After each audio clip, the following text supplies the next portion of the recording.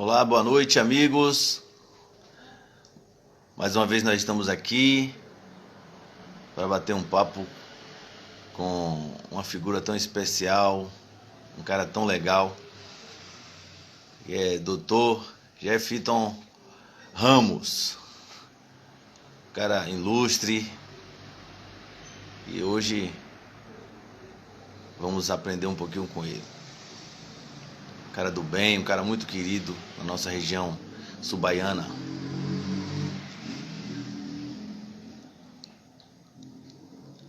Aguardando o nosso amigo entrar aí para a gente iniciar esse bate-papo.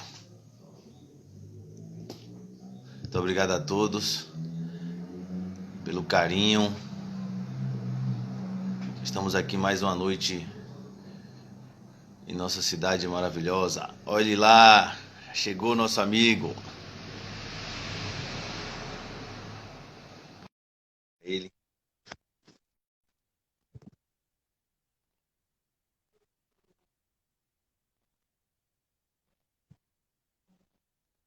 Professor José Vando Nascimento. Sou seu fã, viu, professor? Ó, meu querido amigo. Meu amigo, como é que vai? Tudo bem? Melhor agora. Hoje mais descontraído. Isso é bom, isso é bom. Eu queria primeiramente agradecer ao senhor, né, pelo carinho, por essa amizade que o senhor tem com a gente, recente, mas sincera e muito, muito aberta, né? Eu acho interessante isso. Só tem uma coisa. Se você começar a me Sim. chamar de senhor, eu vou desligar. A gente vai mudar de conversa. Oi, quem está nos ouvindo aí, muito obrigado pelo carinho, é o nosso querido professor, José doutor Vandro, José Vando conheço muito. Nascimento. Um forte abraço, professor aí da UESC. Conheço muito. Isso. É um Pô, baluarte da nossa região é uma aqui. admiração aí que eu tenho. É bastante importante, bastante significativo aí, né? Nós temos aqui nessa região, nós temos uma produção de juristas bastante significativa, né? Nós Sim, temos sim, aí verdade. Dr. José Vrandro, nós temos aí Dr. José Orlando, né? Dilson Machado, Dr. Geraldo Verdade. Borges, né? E o senhor também que faz um belo trabalho aí, nada. né?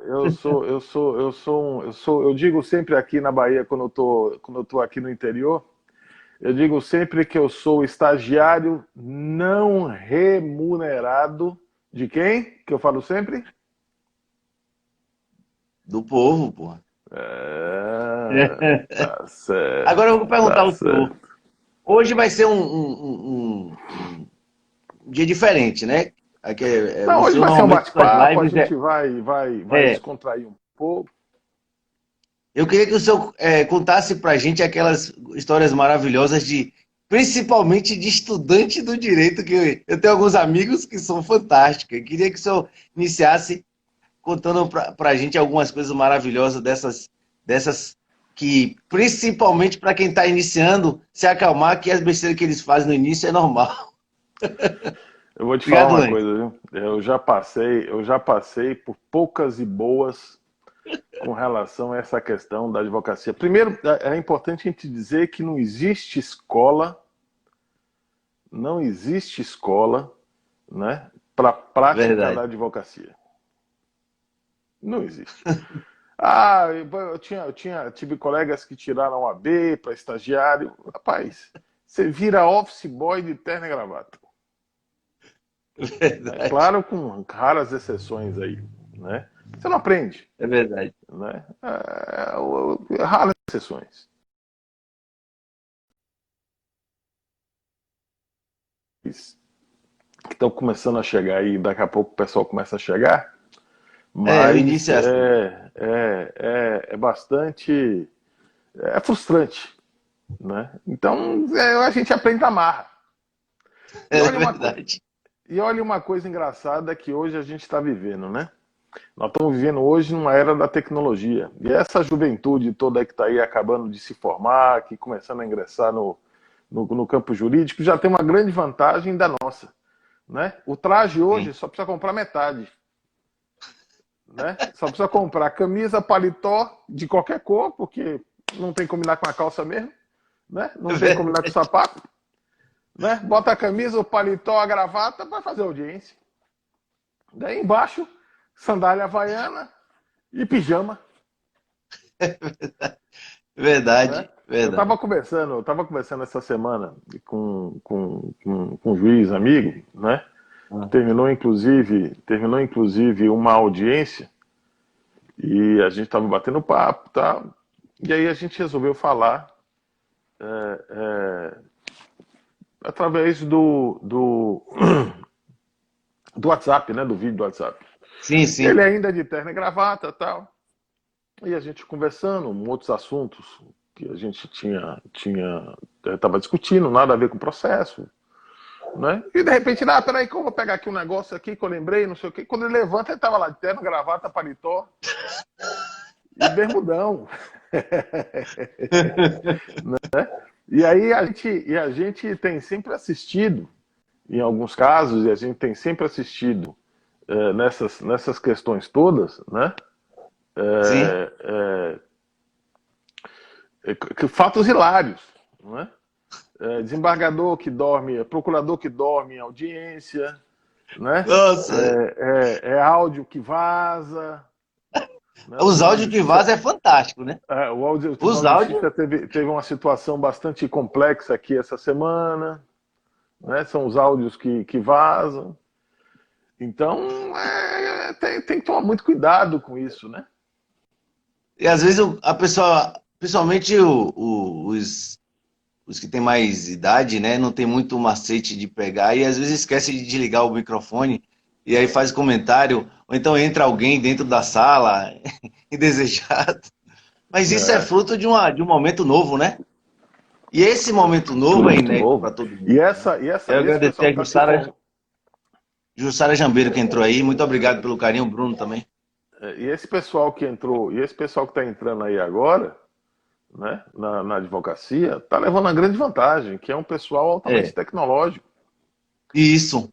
Não é? Antigamente se fazia Verdade. petição, não que não é do meu tempo isso, mas se fazia petição na máquina de escrever, imagine só. E Né? hoje, Hoje você engraçado bota que no não. computador aí, você escreve 30, 10, 20, 30 laudas. Tá fácil, né? Porque É. tem um editor de texto, tem um corretor, tem tudo lá dentro. Mas é complexo. Né? Antigamente você Eu, tinha lá. No... eu vejo com bons olhos isso. Eu acho Não, a que o mundo tem que tecnologia ela é mudar para ficar mais sempre. dinâmico, né? A tecnologia ela é sempre bem-vinda, né? Em todos os aspectos. Não tenha dúvida disso. Não tenha dúvida Agora, disso. o pior é que nas faculdades ainda não está ensinando como lidar com isso. Então, se o indivíduo não souber por fora também, ele vai bater cabeça, né? Antigamente, como o senhor mesmo falou, se batia a cabeça o jovem. Hoje bate em outro sentido, né? Até na forma de aprender a manusear com os equipamentos. E tem algumas desvantagens, né? Hoje, e aí aqui a gente precisa começar a entender algumas coisas, né? É preciso que os estudantes, daí de uma forma geral, não sejam repetidores daqueles livros que você efetivamente estuda, né? Nós temos que formar seres pensantes, né? Eu tive Verdade. conversando recentemente com o Alessandro, que é hoje o reitor Nossa, magnífico. isso, da UESC, e a gente estava debatendo muito isso, né? O aluno chega na sala de Sim. aula hoje e pergunta para o professor, qual é o livro que o senhor adota? Eu ouvi muito isso dentro de sala de aula. Eu chegava e falava assim, você anota aí, vamos anotando aí. Dava uns 4, 5 autores estrangeiros, aí você continue. Pontes de Miranda, a coleção completa, né? Mas qual que o senhor adota mesmo para fazer a prova? Mas não tem livro que você adote para fazer a prova. Né? Ou Entrou uma você. professora aí, muito querida aí. Queria até saudar. A professora, ela é uma das. Está fazendo um belo trabalho aqui em Ilhéus, Enilda. Professora Enilda Enilda. Mendonça. E a Flavinha entrou aí também, um abraço, Flavinha. Marcos Anunciação também, um abraço. E a professora Enilda foi minha professora na minha quinta série. Esses dias eu chamei ela aqui pra gente bater um papo, foi até engraçado ela contando as histórias, eu relembrando pra ela coisa que ela nem lembrava mais. Acontece muito isso com o senhor? com certeza, sempre, né? Sempre. E é um momento bom, né? Aquela coisa quando você encontra pessoas assim que é referência na tua vida. Não, Agora eu queria eu acho que perguntar pra...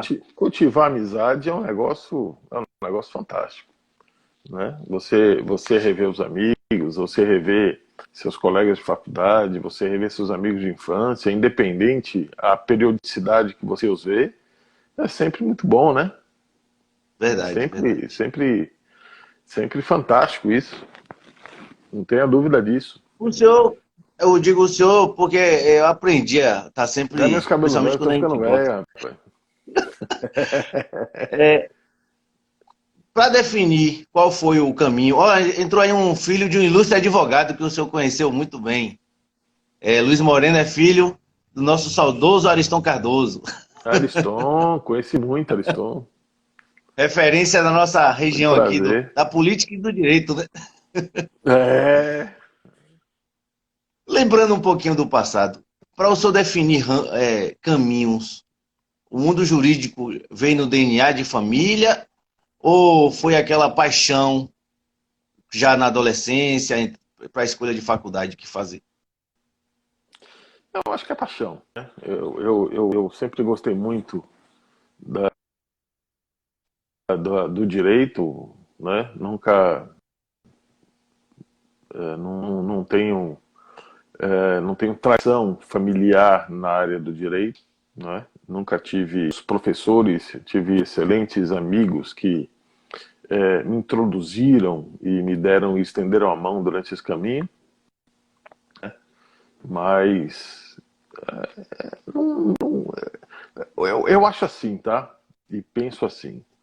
Independente de profissão que pai tenha, que mãe tenha, de tradição familiar que se tenha, se a pessoa ou a profissão que ela escolher, ela não tiver,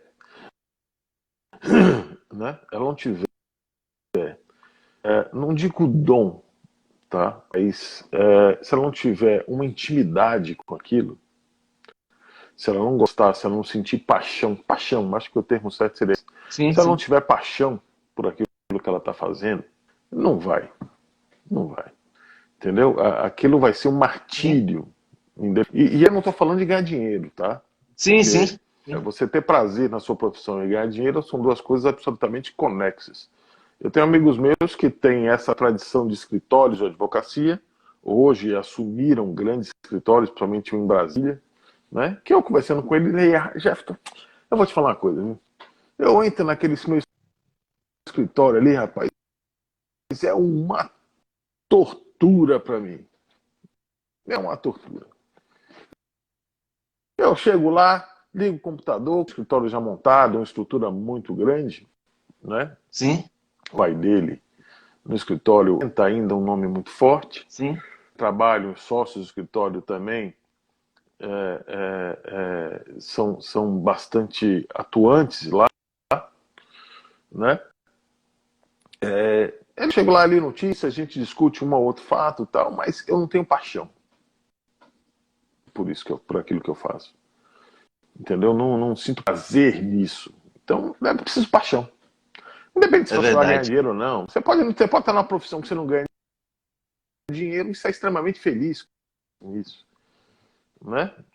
É É como claro Flavinha que disse dinheiro é aí, sempre né? bem-vindo, até para esse mundo, mundo que a gente vive, entendeu? Mas não é o ponto principal. Não é o ponto principal.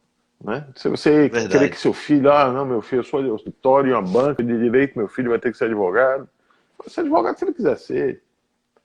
Né? Vai ser médico, vai ser o que ele quiser. A gente precisa hoje buscar felicidade. Né? Verdade. Essa questão de exercer a profissão apenas para ganhar dinheiro, está aí o resultado. Né? Nós temos hoje, tanto que aí começou esse, não agora, mas há algum tempo, a humanização da saúde. Por que isso? Porque não tinha mais jeito, o médico estava lá para atender sem sem aquele, não digo cuidado, mas sem aquele Sim, sentimento para com o outro, como era antigamente, né? Antigamente sensibilidade, você né? tinha um médico da família aqui em casa, que Verdade. conhecia todo mundo por telefone atendia. Hoje não tem mais isso. A gente tava batendo um papo no outro, aí caiu. Vamos reiniciar aqui. Tá dando pra você vir agora?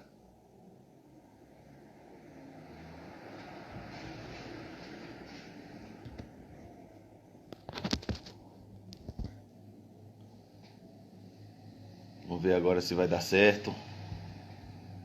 Deu uma caída aí, não sei se foi a internet, eu não sei o que que foi que deu uma travada, mas agora a gente vai voltar de novo a...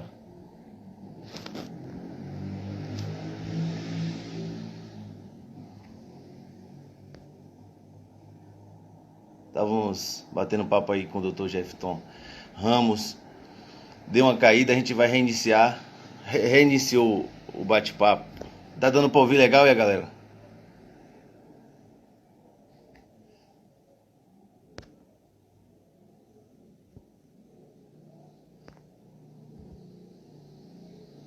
Tô no aguardo do nosso ilustre amigo entrar aí pra gente bater esse papo.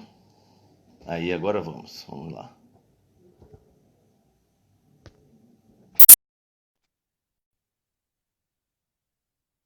Vamos ver se a gente consegue agora conectar.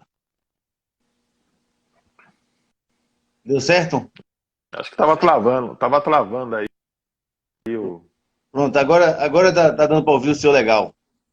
É, deu uma Então, travadinha. então, Tava eu falando de queria... paixão, né? Isso, o senhor tá falando da paixão aí, daquela loucura de se apaixonar, que ninguém explica, né? Que paixão é meio coisa meio doida, assim, que a gente não tem como explicar muito.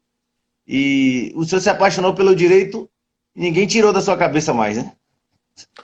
Rapaz, não, o direito é uma profissão que é um exercício, a gente diz que é uma paixão mesmo, né? É um exercício, é uma luta diária, né? A Sim, gente sempre diz que advogar não é para os fracos, é para os fortes, né? Ainda mais no nosso sistema judiciário hoje, que é muito complexo, de duplo grau, que não é duplo grau, é triplo, é quádruplo, depender da situação que você enfrente, né? Mas é uma paixão e não tenha dúvida disso, né? já teve algum momento que Para você quem, parou e quis desistir?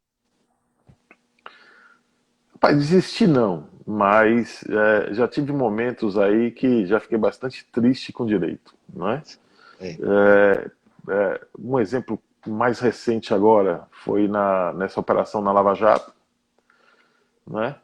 A sim, gente tem algumas atuações lá e realmente foi uma guerra, né? Afastando aqui a questão da questão política, tá? Se é sim, Lula, se não é Lula, sim, sim, se roubou, se não roubou, a gente diz que engraçado, né? Sempre pergunta assim, mas pô, Jeff, você defende bandido? Eu falei assim, não defendo bandido, eu defendo direitos.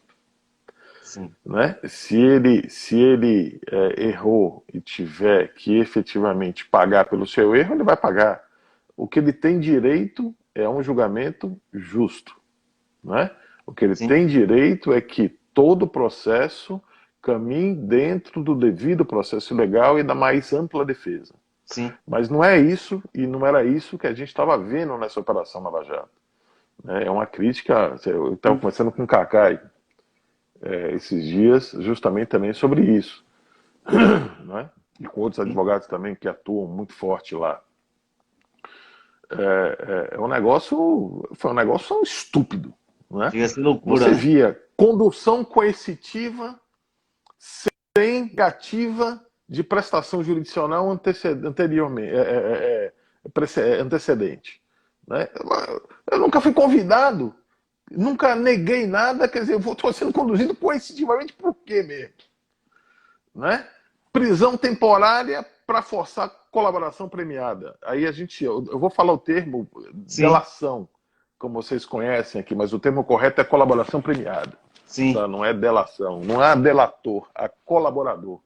Delator foi um termo criado pela imprensa, né? Para Sim. vender aí a matéria, essa questão toda. Colaboração premiada é o termo correto. E aí é uma coisa engraçada, né? Muita gente não sabe qual é a origem da Operação Lava Jato. Você sabe? Não. Não. Não. A Operação Lava Jato, na verdade, caiu de paraquedas no colo da Polícia Federal. Né? Por que caiu? E por que Lava Jato? Tinha em Brasília o dono de uma rede de postos de gasolina que era considerado um dos maiores traficantes de Brasília. E a sede, o escritório central deles ficava num desses postos, onde tinha um grande lava-jato. Olha só. Tinha um grande lava-jato. Então a Polícia Federal, na verdade, estava investigando esse cidadão, né? Esse cidadão que trabalhava com tráfico de droga. E a uma altura dessa, ele já grampeado, ou com interceptação telefônica já ativa, né? Se via, naquele determinado momento, uma conversa esquisita dele com quem? Com o Youssef, O Youssef, o doleiro. o doleiro, lavando dinheiro do tráfico. O velho conhecido do juiz da época. O que o Youssef fez? O que o Youssef fez? O Youssef foi, o Youssef foi lá e foi grampeado, ou seja, houve também a interceptação telefônica das suas ligações. Rapaz, em determinado momento, a polícia começou a detectar algumas ligações de políticos, Nossa. de empresários. Aí eu falei assim, mas esquece o traficante, É, deixa esse cara pra lá. E aí começou, e a gente viu a guerra que efetivamente foi. Né? Eu digo que a Lava Jato, a Operação Lava Jato, ela não foi travada nos tribunais. sim. Tá? Ela foi travada dentro de um esquema e de um programa midiático. Né? Várias vezes eu tive na casa de clientes onde estava vendo a operação da Polícia Federal, onde a polícia chegava, desculpe, a imprensa chegava primeiro que a Polícia Federal. Era isso que eu até hoje não entendo. Aproveitar e perguntar ao senhor. Ora, se era uma operação, se era uma operação secreta, se era uma operação sigilosa, como é que a imprensa chegava primeiro? Tava É isso que eu lá. não entendo. Vamos falar aqui da Bahia. Rede Bahia estava lá na porta do prédio, lá com toda a equipe já pronta. Tal, e já chegava brincando com você. Falei, pô, vocês já tomaram café? Pô, a próxima vez eu deixo meu telefone com vocês, vocês me ligam, porque pelo menos dá tempo de eu tomar café e tomar um banho. Nossa. Né?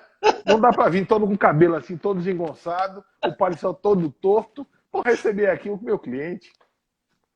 Me avisa também, pô. Pelo menos eu tomo um banho, tomo um café. Eu vou ficar aqui 3, 4 horas aqui de pé, né? Efetivamente, sem comer nada, pô. Sim, sim. Então é muito triste. E aqui, Jefferson, a gente tem uma coisa engraçada, né? O Código de Processo Penal, ele tem um rito. Aliás, todo processo ele tem um rito, né? Então você tem lá no Código de Processo Penal. Olha, se acontecer isso, você faz isso. Se fazer isso, você faz aquilo. Rapaz, chega um momento que você não tinha mais rito. Você não tinha mais rito. Né? Os processos começaram a se desenrolar de tal forma que não tinha. Onde é que eu me pego? Aí foi aquele desespero lá do Cacai, que ele chegou lá, que ele estava bêbado, o que fez, aconteceu, que ele foi lá no Supremo, assim, pô, vocês têm que julgar meu processo. Vocês têm que olhar meu processo, tá? Pô, não pode ser isso. E aqui uma coisa interessante, né? Uhum. Vou contando alguns casos aqui Sim, sim. dessas questões. Né? O julgamento do Lula, né? Ele ocorreu em 4 meses. De primeiro grau. Que loucura, né? O segundo grau ocorreu em 3 meses. Nossa. 3 meses. Tá? Em 3 meses. O de. A decisão. Desculpe, a publicação do acórdão de segundo grau é quando começa a contar o prazo para recursos. Demorou 9 meses. É mole? E aí foi uma coisa engraçada. Como estava demorando, a decisão. E isso é um cerceamento do direito de defesa, porque eu preciso da decisão para que eu possa efetivamente recorrer Sim, daquilo que das implicações, das imputações que me foram atribuídas, né? sim. O advogado de Lula atravessou um HC no Supremo. Você olha, porra, tá errado. Eu tô com meu cliente lá preso, né? Porque a condenação, que é uma aberração, mas é uma outra aberração, em segundo grau ocorreu, ele está preso, né? E eu não tenho como defender ele, eu não tenho como recorrer a isso, né? Aí o cara assim, não. E ingressou lá com HC no Supremo. Quando o HC foi protocolado no Supremo, que foi pautado para ser julgado, eles publicaram o acordo. Qual é a Entendi. estratégia? Olha, publicou o acordo, perdeu o objeto, o HC, entendeu? É. Então, foi um jogo de estratégia e não jurídico. Não jurídico. É o chamado lawfare, né, que o pessoal diz? Então, foi uma situação bastante atípica do nosso sistema jurídico. E com repercussões. Com repercussões.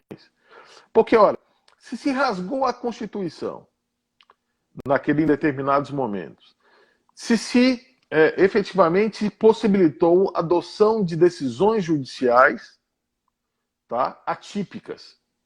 Eu digo atípicas porque, ora, você mandar fazer uma condução coercitiva sem negativa precedente é atípica. Né? Eu nunca me neguei aí. E você está me conduzindo forçado? Eu nem Você bate sabia que 6 tinha horas que na ir, minha... né? Eu não sabia que tinha que ir. Você está falando que eu estou indo forçado? Que diacho é isso? Chega a loucura. Né? Eu nunca fui intimado para depor, eu nunca fiz nada. Você está me prendendo para eu depor? E aí E eu a vou contar história outro daquele fato coronel? também. Não, e aí eu vou contar outro fato também. Um fato lá de dentro da Polícia Federal. Quando o cara ele é preso, preventivamente ou temporariamente, tá? Hum, Que ele fica lá detido na sede da Polícia Federal, em qual estado que seja, né? E as pessoas não sabem. As operações eram sempre, as operações iniciais ocorriam sempre na sexta-feira. Não sei se você sim. lembra disso. Lembro, Toda lembro. sexta-feira tinha uma operação. Por que sexta-feira? Primeiro que o dia de visita na Polícia Federal, tá, é quinta. Nossa. Então o cara já era preso na sexta, não podia ter visita de familiar nenhum, a não ser do advogado. E depois me lembro disso que eu vou lhe contar um outro fato interessante disso. A não ser do advogado, tá? Outra coisa, o cara prendia na sexta e somente chegava a carceragem da Polícia Federal na sexta-noite. Né? Ora, sexta-noite, onde é que eu vou conseguir desembargador, onde é que eu vou conseguir ministro para Pra entrar todo com mundo. HC numa confusão desgraçada, rapaz? Me diga aí. Só se for um advogado muito Então, articulado. no mínimo, o cara passava o final de semana enjaulado. Só que durante esse final de semana enjaulado, tinha um delegado da Polícia Federal lá que chamava ele de hora em hora, 2 em 2 horas para fazer um depoimento. Então era uma pressão psicológica muito forte. Entendeu? Muito Loucura, né? forte. E aí teve um caso interessante que dentro de uma operação dessa, muita gente presa, né? E meu cliente lá dentro também. Aí eu cheguei para um determinado delegado, eles estavam todos numa sala, já prestando, entre aspas, o delegado dizia que não era depoimento, era apenas uma identificação pessoal do cidadão, né? Que falava assim. Aí eu falei assim, cheguei para o oficial da Polícia Federal e falei assim, olha, policial, eu sou advogado, está aqui minha identificação, meu cliente aí dentro, eu quero ter acesso ao meu cliente. Ele, doutor, não vai poder. Eu falei, meu amigo, é prerrogativa. Eu tenho o direito de falar com o meu cliente. Você não pode me impedir. Doutor, é para a sua própria segurança. Sabe o que acontece? Tem muita gente lá dentro da sala, né, que são os destinatários da operação. E aí a gente pode acabar ali confundindo com eles, entendeu? E aí não posso. Por isso que eu vou deixar. Não é que eu não queira que você fale com o seu cliente, não. É para a sua própria proteção. Eu não vou deixar Complicado, você né? entrar na sala. para você se proteger, para ele proteger, entendeu? Porque lá tem muita gente. Aí a gente pode acabar ali confundindo lá com o investigado.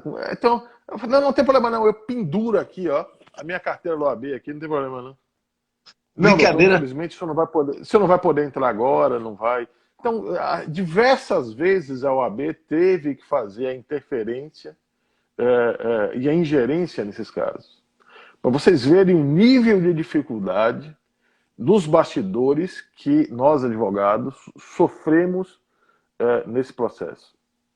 Eu me lembro que a gente passava horas e horas ali em frente, ali nos jardins do Supremo, esperando para ver se o ministro plantonista saía ou não uma decisão. Que loucura, né, gente? É muita loucura.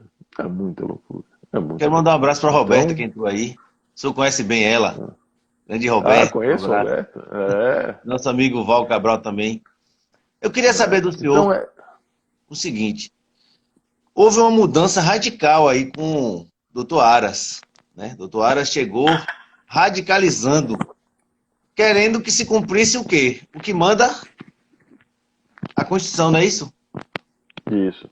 E por que essa gritairagem toda aí dos ditos procuradores? A discussão lá é vaidade. Porque a Lava Jato, ela não pode ser uma caixa fechada. Como é que o procurador-geral, né, a autoridade máxima do Ministério Público Federal, da Procuradoria-Geral da República, tá, não pode ter acesso às investigações da Lava Jato que ficam ali, ou que, em tese, no entendimento desses procuradores, deveriam ficar ali sob sigilo deles. Que controle é esse? Entendeu? Loucura. Não há ninguém acima da lei. Nem os próprios procuradores. Nem os próprios procuradores. Entendeu? Isso não pode acontecer. O sistema ele tem que efetivamente ser muito transparente. Mas há casos que há possibilidade de interferência ou ingerência. Ora, se houver ingerência, que se denuncie. Que se utilize os caminhos normais para que isso seja coibido. Sim. Entendeu? Agora não há espanto. Não há espanto. Porque ele pediu informações, ele tem todo o direito, sim, de pedir informações. Né? Tem todo o direito de pedir informações. A forma que ele vai utilizar essas informações é outra história. O que ele vai fazer com isso é outra história. Eu não estou discutindo aqui qual a finalidade ou a destinação que ele tinha em mente ao solicitar isso. Não estou discutindo isso. Estou discutindo que ele tem o direito, sim, de requerer as informações que forem necessárias. Inclusive a sua procuradora. Sim. Inclusive a sua procuradora. Entendeu? Não há espanto nisso. Há espanto. E já tinha até uma própria decisão, né? Há espanto na resignação. Isso é espanto. Tanto que o Supremo chancelou. Não, ele tem direito, sim, a obter informações. Que negócio é esse? Eu queria o que o senhor falou aí. O cara é preso, é coercitiva. Mas, Jefferson, isso daí é o ranço que se vem de todo esse processo. De todo esse processo. Jefferson, os embates que ocorriam nas salas de sessões de julgamento com o doutor Sérgio Moro eram assustadoras. Você não tinha um juiz ali. Agora, eu pergunto ao senhor, tem um caso que eu conheço de perto, assim, às vezes algumas relações de amizade que a gente tem, com a coercitiva do Lula. O coronel, o comandante da base aérea, que ele foi conduzido para lá, nem sabia quem era digamos assim, o preso, entre aspas. Quando ele viu aquele arsenal de policiais federais entrando na base dele, ele virou a zorra. E conta-se a lenda, se é verdade, se é mentira, não sei, que eles tinham a intenção de levar o ex-presidente para cadeia, para lá, para Curitiba. E aí o cara falou, não, peraí, aqui não é assim não. Já entraram sem avisar, já querem bagunçar, E ele não aceitou. Eles utilizaram a base ali de Congonhas. Isso. E o comandante lá não Levaram para aceitou. Congonhas. Conta-se essa Porque, na história, né? verdade, quando conduziram Lula coercitiva, na verdade ali foi uma condição coercitiva para ele prestar depoimento. Isso. Né? Mas eles tinham um Quando plano de pegaram levar em ele casa, preso mesmo. não, naquele momento não. Não. Quando pegaram ele em casa, né, que saiu aquela notícia, a mídia toda noticiou, prenderam Lula, prenderam Lula, prenderam Lula, o que se fala, tá, é que se programou uma grande manifestação, uma romaria até a sede da Polícia Federal, onde o Lula seria ouvido.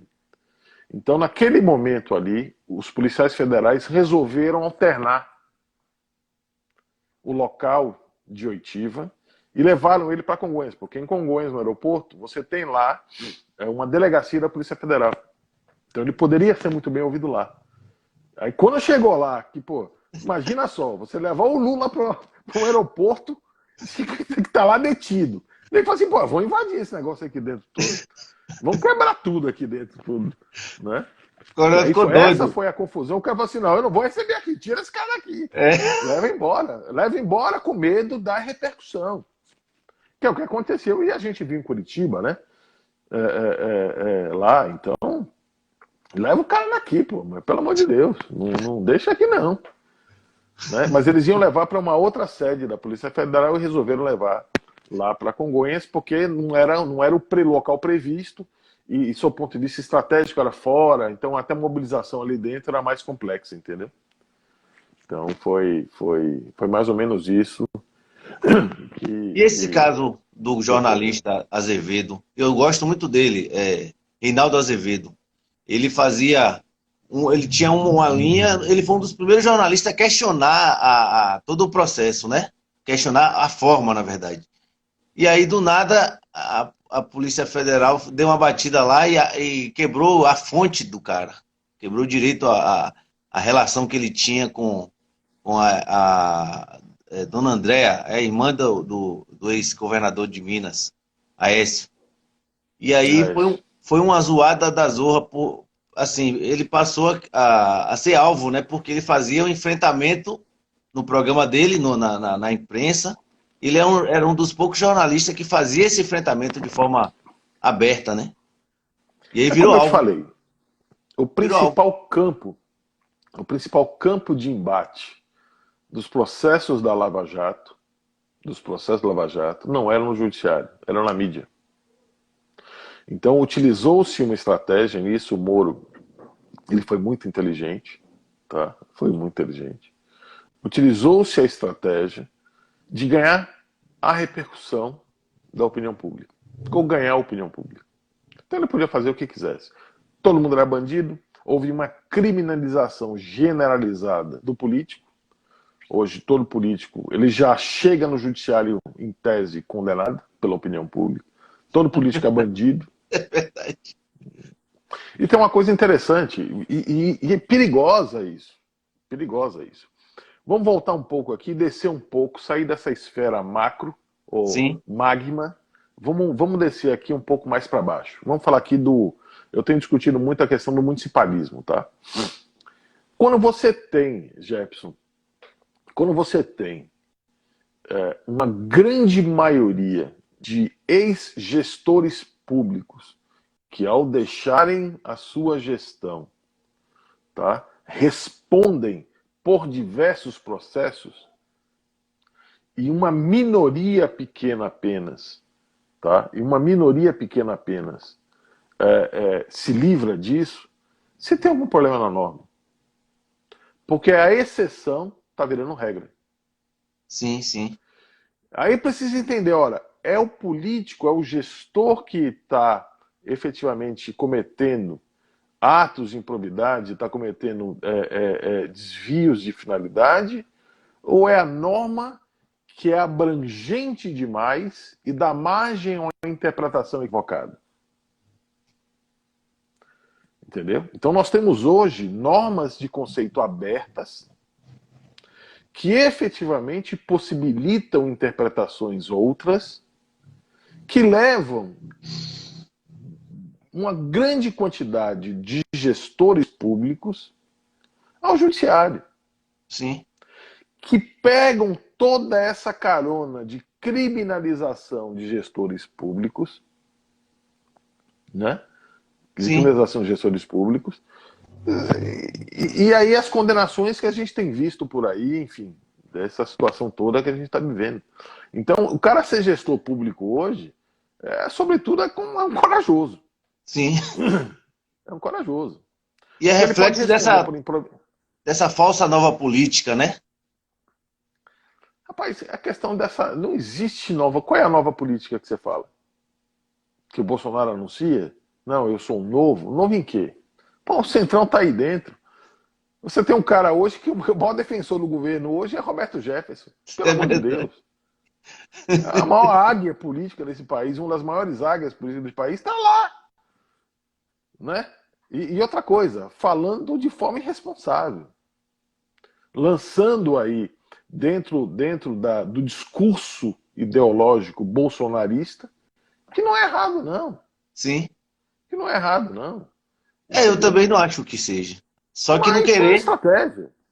Né? querer Tá colocar-se lá. como diferente, Não, e o fala assim, não, aí diferentão, né? chega agora, fala essas aberrações que andam falando aí da questão do Supremo, quer dizer, desqualificando o Supremo Tribunal Federal, que eventualmente se errou, não vou entrar nessa Sim, discussão sim, aqui dentro, mas numa tentativa de desqualificar as decisões que lá são postas, né?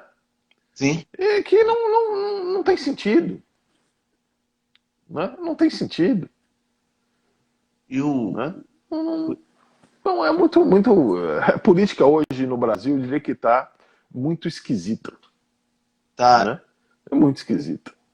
Não se Confunde. faz mais. A política hoje não é mais de convicção, de ideologia. A política hoje é oportunismo. Sim, sim. E não se espante. E não se espante se da forma que está aí hoje, tá, o Centrão se acomode no governo e mais para frente lance candidato à presidência da República. Ele vai ter toda uma estrutura, né? Ele vai ter toda uma Não estrutura. se espante. Não se Agora eu espante. queria saber do senhor. O senhor que tem uma noção muito grande do municipalismo e está discutindo isso. Por que o nosso municipalismo assim, eu digo que é fraco, não consegue ter grande interferência nas decisões do Congresso Nacional? É uma outra boa pergunta. O municipalismo perdeu muita força com a Constituição de 88, tá? Com a Constituição Cidadã. Os recursos saíram da mão dos prefeitos e passaram para os governadores e presidente, e para a União, para os estados e para a União. O prefeito hoje, para conseguir dinheiro, tem que botar a canequinha de braço, lustrar o sapato e correr atrás. Entendeu? Ele não tem autonomia, não tem dinheiro. Né? Não tem dinheiro. Então, quando você não tem dinheiro, você não tem autonomia financeira nessa crise que a gente está vivendo, você não tem controle. Você não tem Verdade. controle. Você está entendendo? Você não tem controle. E aí você vai trabalhar num congresso, né, onde uma série de outros fatores influenciam e decidem Sim. e são utilizados para as decisões. Então, é realmente muito complexo, mas o municipalismo ele tem que ser fortalecido. Porque é o prefeito que está na base, é o prefeito É. que sabe a necessidade do povo. Eu falei ontem com o Gustavo, né, que é o Sim. ex-prefeito de Curitiba, uma coisa interessante. Né? Como é que o prefeito ele vai poder ajudar a sua comunidade local? Eu estou falando da questão do comércio, tá? Como é que ele vai Sim. poder ajudar? É o maior consumidor, o maior comprador é o poder público. Ora, tem que haver uma medida legal, e aí uma alteração na lei, na lei de licitações, que Sim. possibilite, nem que seja por um aspecto temporal determinado, entendeu? Que o prefeito possa comprar diretamente só no seu comércio. Ele possa limitar o seu campo de atuação. Você está entendendo? Tem que existir isso. Né? Ontem eu Tem que assisti haver um essa pouquinho. limitação. Ontem eu assisti um pouquinho do seu bate-papo, e assim, eu conheço um pouquinho do Dr. Gustavo Fruit, né? Eu tive em Curitiba quando ele era prefeito lá. E depois, quando ele ficou naquela coisa de do processo de saída dele, eu não entendo como as pessoas às vezes conseguem esquecer tudo que o cara faz, às vezes por outras questões, né? Ele fez um belo trabalho na cidade. Eu fui lá, fiquei um Não, dia lá. ele é muito correto. Tanto porque ele mesmo disse, olha, não tem um processo. Eu falei, olha, você é uma raridade. É raridade. E às vezes não é É uma porque ele, o raridade. gestor, né? Às vezes Né? não é culpa nem do gestor, muitas coisas que acontecem. Não, não. E aí um outro problema também que existe, entendeu, Jefferson?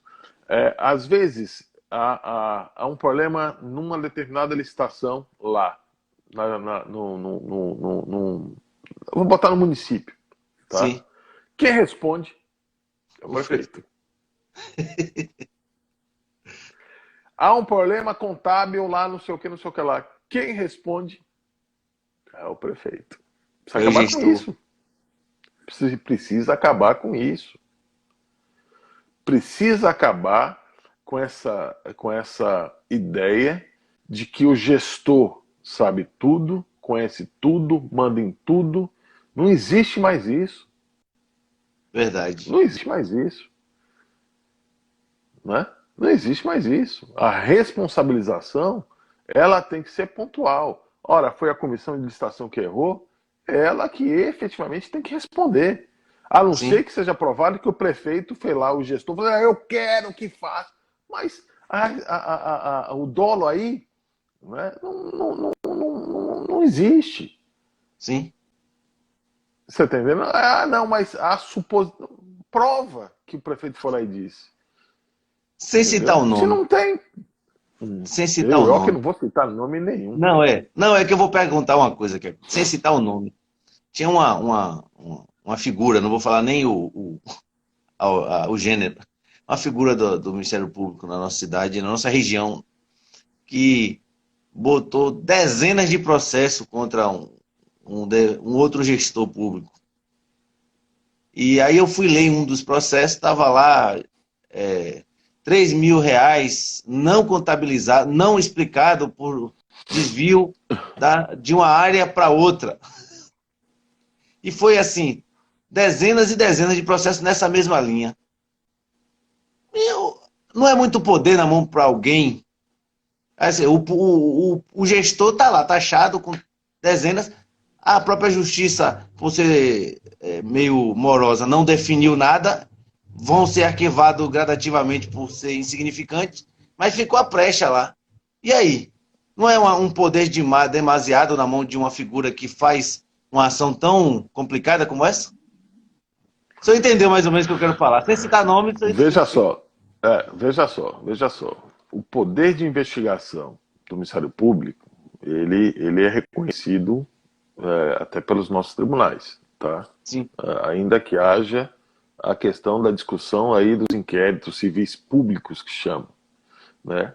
Ainda que você vai discutir que quem tem o poder de persecução criminal possa investigar. Nosso sistema é separado por causa disso. Ou seja, quem entra com uma ação, ou quem é responsável pela persecução criminal, não investiga. E é claro, sim, porque senão eu vou investigar em tese, acho que deve ser esse o entendimento, de que, poxa, se eu sou o detentor do direito de ação, é claro que eu vou conduzir a investigação. Eu estou falando isso em tese, tá? sim, sim, Não estou dizendo que isso acontece. Né? E seria esse o espírito da lei quando se segregou, dizendo, olha, quem tem o direito de ação não investiga, quem investiga é a autoridade policial. sim. Né? Aí veio aquela discussão, bom, o Ministério Público pode ou não pode investigar sendo detentor do direito de ação? Ah, pode. Ah, então beleza. Então, então ele vai investigar, que são lá os inquéritos civis públicos. Então é isso que está acontecendo. Agora, isso tudo tem que ser de forma muito responsável. Né? Eu, particularmente, sou contra a prisão em segundo grau. E por que eu Sim, sou contra a prisão em segundo grau? Ora, se eu ainda tenho recursos, né? Se eu ainda tenho recursos que eu possa efetivamente utilizar deles, e há a possibilidade de se provar a inocência, o erro processual daquele negócio, como é que o cara está preso? Dizer assim, por exemplo, eu tenho um caso de que o cidadão foi preso em segundo grau e foi absolvido pelo Supremo. O Supremo errou? Ah, não, o Supremo é bandido, não pode. É isso. Que loucura! Mas ele ficou preso, ele estava preso. E aí, como é que repara ele? E o caso agora do João Vacari com Haddad, depois de tanto linchamento público, a própria justiça inocentou os dois, pô. Né? E aí nós temos hoje um instrumento muito importante que é a lei de abuso de autoridade. É um instrumento que vai ser muito utilizado, que vai ser Verdade. muito manejado. Entendeu? Precisa até para o processo democrático não ser A afetado, né? persecução criminal, ela tem que ser feita de forma responsável. Nós estamos lidando com vidas. Nós estamos lidando com vidas que podem efetivamente serem destruídas, né, por um erro desse. Né? Nós temos lá aquele reitor da universidade, não me recordo agora, que se matou por causa disso. Sofreu uma operação e viu que efetivamente ele não tinha nada com isso. Ah, libera o cara, beleza, mas o cara se matou, e aí? Que Verdade. vergonha, como é que fica? Para o cidadão de bem. Então tem que ter muita O que que responsabilidade aconteceu? nisso. É muito fácil, já, a gente chegar a apontar o dedo, ah, você é bandido, você é ladrão. Como a gente tem visto hoje pelas redes sociais. Aqui mesmo, na live, a gente Sim, tem visto aí algumas manifestações nesse sentido. sim, sim. Isso daí, na verdade, é um absurdo isso. Entrou um Né? Um amigo querido aí que o senhor absurdo, conhece bem. Dois, na verdade. Grande Rafael Moreira, de Itabuna, um abraço. Rafael, Nosso amigo Dr. Sidney, que está lá em Brasília dando show. sim, né? Conheço muito também. Entendeu? Então efetivamente, são situações onde a responsabilidade daqueles que conduzem esses processos, que conduzem esses inquéritos, que conduzem a persecução criminal, efetivamente tem que ter muita responsabilidade. Entendeu? Tem que ter E muita não tem responsabilidade, reparo tem que ter depois, né, doutor? limite. Não tem reparo, né? Agora, não tem. Não tem. Aí você vai para um outro conceito bastante interessante, que é o conceito do direito de ação. Né? Eu acho que eu sempre dizia para. Tinha uma professora chamada Carmélia, né? Eu brigava com ela, doutora, o problema todo é de Carnelucci, que é um grande jurista, né? Processualista, que dizia que o direito de ação é um direito público subjetivo que independe de razão. Ou seja, significa dizer isso o quê? Basta eu sentir que eu tenho razão, que eu vou entrar com a ação e a justiça não pode dizer que não. É verdade. Um abraço, minha amiga Charliane, de Itabuna aí, ó. Fera, futura prefeita de É Itabuna. vereadora. Aproveitar Entendeu? agora que a. Então a justiça hoje, ela é muito complexa. Você advogar hoje e você, né, somente Sim. nessa área pública, é muito complicado, muito complicado. E aproveitar que a nossa amiga Shari, que é vereadora em Itabuna e futura prefeita, que pretende ser gestora, o senhor acha que os municípios eles precisam aprimorar as suas lutas pelo municipalismo? Eu digo os municípios, os gestores, né? Porque ainda é uma falha muito grande, porque a própria população não entende, não compreende a importância disso. Porque nesse sentido, o senhor mesmo explicou, o governo federal e estadual fica com os recursos, e a execução, os problemas, fica cá embaixo dos municípios. Fica aqui embaixo. Exatamente. Eu acho assim, tá? O municipalismo ele precisa se fortalecer porque ele precisa de autonomia. O gestor público municipal ele precisa de autonomia. A maioria da receita desses municípios todos são de transferências do governo federal ou estadual. Né? Então, o Sim. gestor ele vive basicamente hoje de IPTU, que são suas rendas próprias, né? E da sua renda tributária local.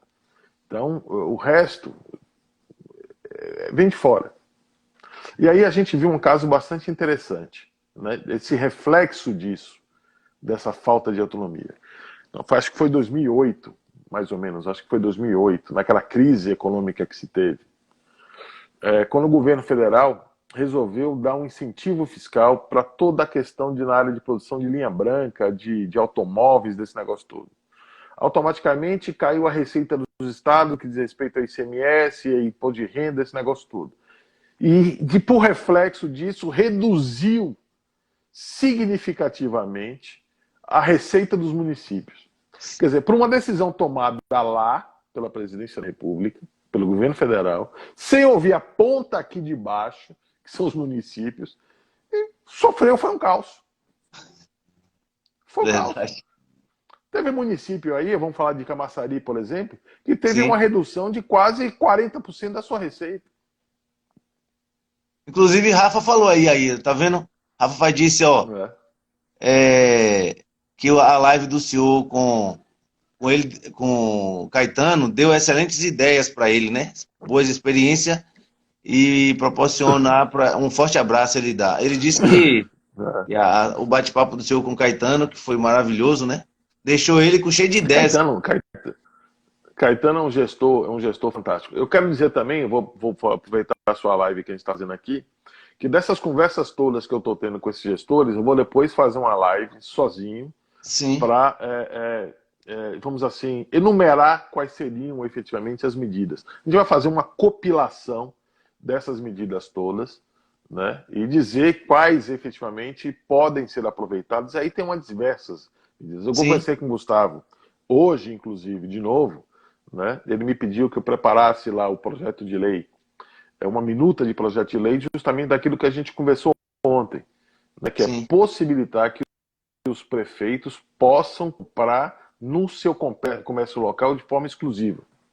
Sim, sim. Né? E aí você tem algumas outras iniciativas que podem ser tomadas. Né? Por exemplo, nesses protocolos de reabertura, estão se impondo aos gestores, tá? Estão se impondo aos gestores a alguns investimentos com relação à testagem dos seus colaboradores, utilização de máscaras, utilização de EPIs aí, vamos fazer assim de uma forma geral, né?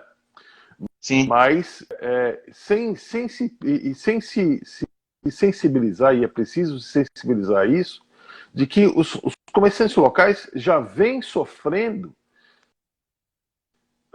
uma restrição financeira muito forte. E você propiciar ele que ainda faça esse outro investimento sem renda, né? Então você poderia, uma forma de compensação disso, Jeps, e aí lançando essa ideia aqui agora, que me veio à mente agora, seria uma forma de compensação tributária. Olha, todo o dinheiro que você gastar em EPI, nessa questão de segurança, parte dele, a estabelecer um percentual disso, será revertido no desconto do seu pagamento de ISS, de IPTU, de taxa de localização e funcionamento, enfim, aquelas questões de competência tributária municipal, que o gestor pode efetivamente colaborar de forma imediata, fazer essa compensação. Entendeu? Olha, você paga lá, mas me apresenta aqui o que gastou, que parte disso eu lhe devolvo, entendeu? Em desconto aí na parte tributária, na parte nessa questão. E aí os vereadores que aqui nos assistem, aqueles que já podem inclusive sugerir isso ao prefeito, já pode ser implementado. Charlie que está nos ouvindo, então, né? Nós estamos aí num franco processo de abertura, né? Um diálogo disso. Né? Quero mandar um abraço também, ó. Doutor, entrou aí nosso amigo deputado estadual, querido Pedro Tavares, aqui de Ilhéus, está fazendo um belo trabalho lá em Salvador. Pedrinho, meu amigo, conheço muito ele, pô. Entrou também aí Val Emplacador, um amigo querido, que o senhor deve conhecer também, que ele é homem das placas dos carros aqui da cidade e região. Um abraço. Conheço muito. Boleiro, diz ele que joga bola. Entendeu? Entendeu? Então você tem que criar alternativas para essa volta do comércio. Sim. Né? Para essa volta do comércio. E outra fortalece coisa, o comércio, né? Nesse caso aí, não é essa sugestão do senhor. Você tem que recuperar a sua economia local. Porque se você não recupera a sua economia local, você também não gira recursos aqui dentro. Você olha, imagina só, se você não gira a sua economia local, você tem um número maior de desempregados, Número maior de desempregados gera um número maior de assistencialismo municipal. Sim. Você sobrecarrega a secretaria, a secretaria, principalmente a Secretaria de Desenvolvimento Social, não, de assistência Sim, social. depois eu queria Você até que você carrega falasse sobre isso. a sua saúde, você sobrecarrega a sua educação, você Pressiona o sobrecarrega, orçamento. pressiona tudo, E pressiona pior que tudo. com a falta da economia girando, acaba o recurso reduzindo, né? É. Entendeu? Então você precisa efetivamente buscar mecanismos que você possa gerar. Que você possa gerar. Fazer a circulação de riqueza no seu município. Agora, eu perguntar ao senhor, é, existe uma demanda muito grande hoje de assistência, principalmente porque as pessoas estão desempregadas, né, e de alguma forma, e os municípios estão sendo pressionados, como o senhor mesmo falou. A assistência social, eu acho justo, digna, necessária para qualquer país, e todos os países do primeiro mundo vivem isso, mas o assistencialismo não é nefasto para a administração pública? Não O, pesa para a sociedade? assistencialista, o assistencialismo é necessário. Tá? É necessário, mas ele não pode servir apenas a ele mesmo.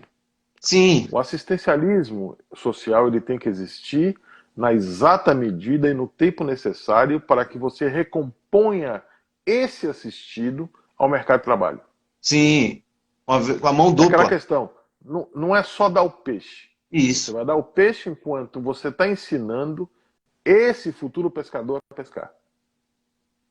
Então é preciso que nesse time você faça isso. O que você não pode é, olha, esquece esse negócio de pescar que eu vou lhe dar o peixe eternamente. Aí você vai ter um problema, porque você vai ter um número crescente de assistidos que em determinado momento vai entrar em colapso a questão financeira. Você não vai ter dinheiro para bancar isso durante muito tempo.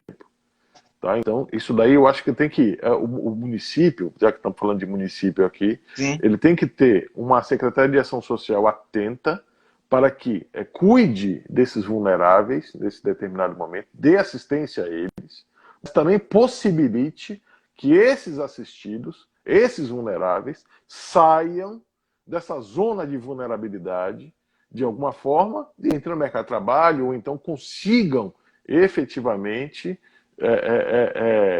se sustentar, suprir as suas necessidades, que naquele momento estão sendo supridas pelo município, pela Secretaria de Assistência Social.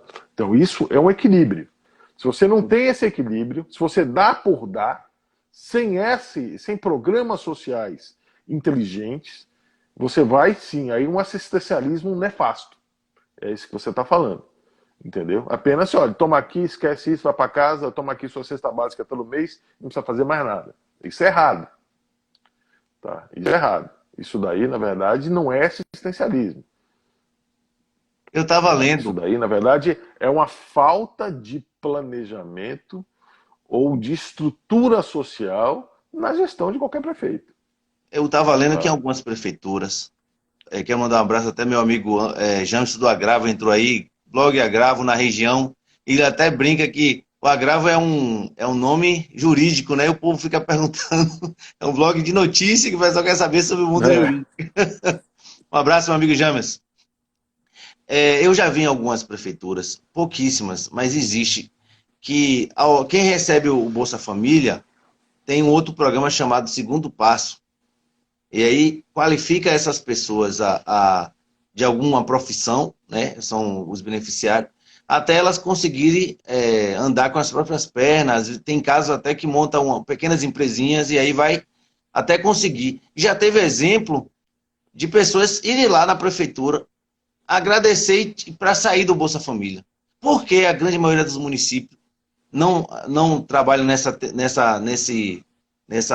base da Bolsa Família e o segundo passo. Para só no Bolsa Família. Mas é o que eu te falei, ou você faz ações coordenadas, tá? Ou seja, você faz o assistencialismo, mas entra também com programas sociais de recuperação, de retirada dessas pessoas, dessas zonas de vulnerabilidade, tudo. Não adianta. Você vai assinar um cheque em branco, tomar aqui dinheiro para quem quiser, toma aqui. E não vai resolver nada. Não vai resolver nada. Entendeu? E outra coisa, se você faz isso, você vai ter, e aí você pode ver isso nos municípios que não fazem esse tipo de conjugação de ações, tá? O número crescente de assistidos, que vai Sim. chegar um momento que você não vai conseguir atender. O orçamento Entendeu? Você vai ter um colapsa, né? número de vulneráveis. Você entra em colapso. Ou vai atender mal todo mundo que estão naquela situação. Entendeu? Ou você faz a conjugação desses negócios. Olha, eu te dou aqui, eu faço o assistencialismo do vulnerável, mas o meu trabalho principal não é lhe dar o sustento. O meu trabalho principal é lhe dar condições para que você mesmo possa sair, eventualmente, dessa sua condição. Entendeu? Dessa sua condição. E isso é importantíssimo. Não tenha dúvida disso. A gente está hoje em uma situação com essa pandemia que tudo vai explodir no colo do gestor. Para o bem ou para o mal, ele vai ter que responder sobre o orçamento. E um orçamento totalmente enforcado, totalmente, digamos assim, colapsado, né? Um abraço, meu professor querido da Federal lá. Professor, um abraço, Francisco. O que o senhor acha que pode sair, pode salvar, entre aspas, um pouquinho tudo bem que alguns vão estar entregando o cargo agora, mas os que se conseguirem se reeleger para conseguir salvar o ano de 2021 e 2022, estou falando de forma orçamentária. A gente conversou isso ontem com o Gustavo, eu conversei isso também com o Caetano. Tá? E cheguei também, acho que a gente chegou a conversar um pouco disso com o Geraldo, também na live. Planejamento. Tá? Se o prefeito hoje, ou quem quer que seja que entre na prefeitura, já não estiver pensando no ano de 2021, esqueça. Entendeu? Porque vai ser uma gestão extremamente difícil. Vai ser, independente de se tem a vacina ou não esse ano, Sim. esse período de estagnação da economia, a gente tem que entender a economia como um grande navio, tá, Jefferson? É importante a gente entender isso. Sim. Se você parar a economia hoje, a economia ainda anda durante um tempo. A economia é como se fosse um navio gigantesco, que é movido ainda pela inércia. Né? Então você Sim. desliga os motores, mas ele continua andando. Verdade. Mas ele vai parar. Aí você fala assim, vamos ligar o motor. Liga o motor até ele começar a andar, depois que ele para, é muito complicado. Então a gente ainda está na fase da inércia da nossa economia. Ela ainda está, desacelerando. Ela vai parar. E vai retomar. Então, esse parar e essa retomada, é o temporal disso. Então, Sim. o prefeito que não se planejar para isso tudo, entendeu? Ele vai ter problema. Vai ter problema. Ele tem que pensar e repensar toda a questão de investimento do município. Eu acho que vai ser um ano de pouco investimento, a não ser que o governo federal ele libere recursos significativos para isso. Aí volta aquela questão de que o município ele não tem recursos próprios suficientes para gerir as suas necessidades. Sim. Entendeu? Sim. Então, vai ser muito complexo isso. E outra coisa, os investimentos em saúde continuam. Sim. Continuam. Investimentos pesados. O custeio da saúde hoje no município está astronômico. Né? Verdade. Então, eu vejo aí o ano de 2021 muito difícil do ponto de vista de gestão pública. Então, o gestor ele vai ter que ser muito hábil. Né, e começar a tomar e adotar algumas medidas administrativas agora, com relação de redução de custeio, relação de redução de pessoal, repensar toda a máquina administrativa, como é que ele vai comportar isso tudo, entendeu? Otimizar recurso, enfim, vai ter que... E sem aumentar imposto, porque como é que você vai fazer isso?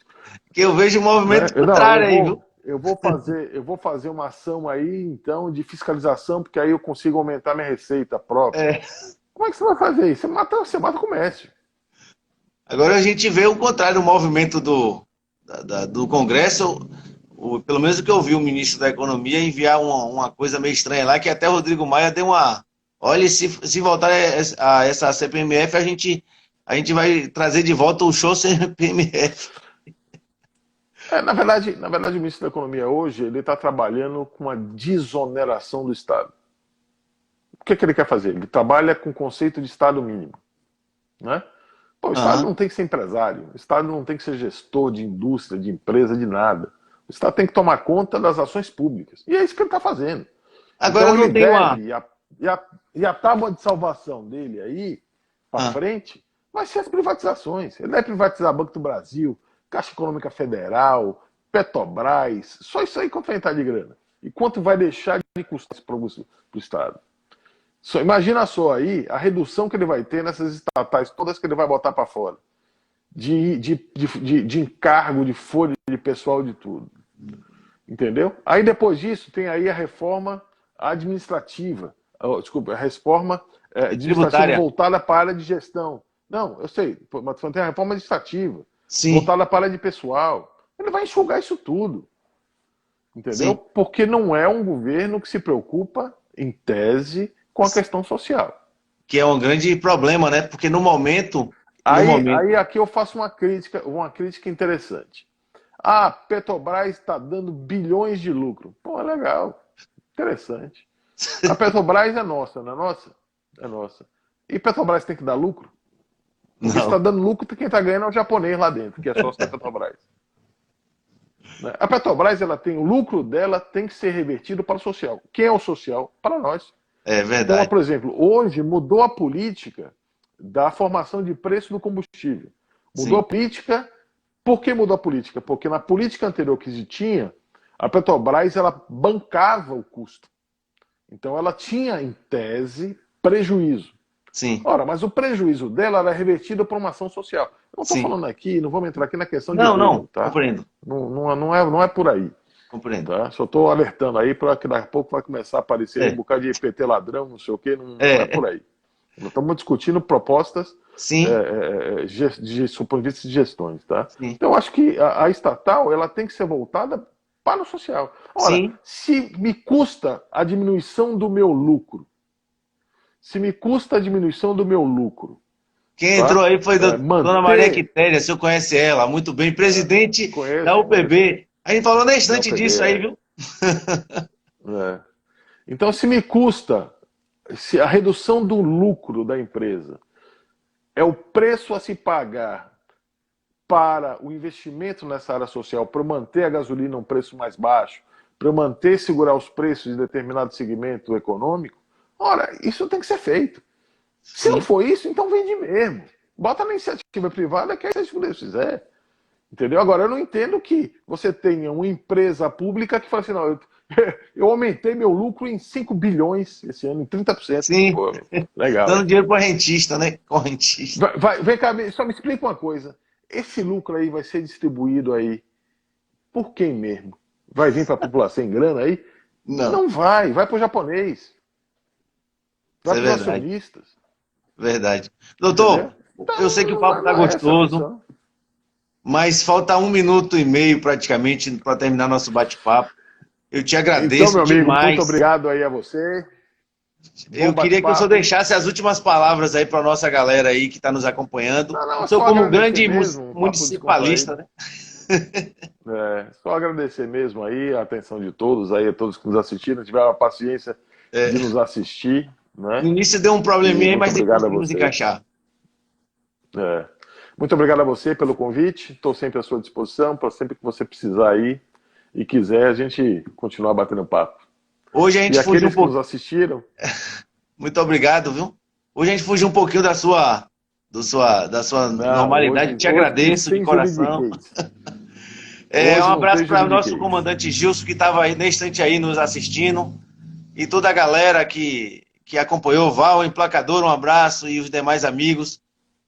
Nossa amiga Quitéria, ex-prefeita de Cardeal da Silva, e ex-presidente da UPB. Nesse instante a gente falou muito disso. Forte abraço, Quitéria. Um abraço a todos. Que fiquem com Deus, viu? Uma boa noite a todos.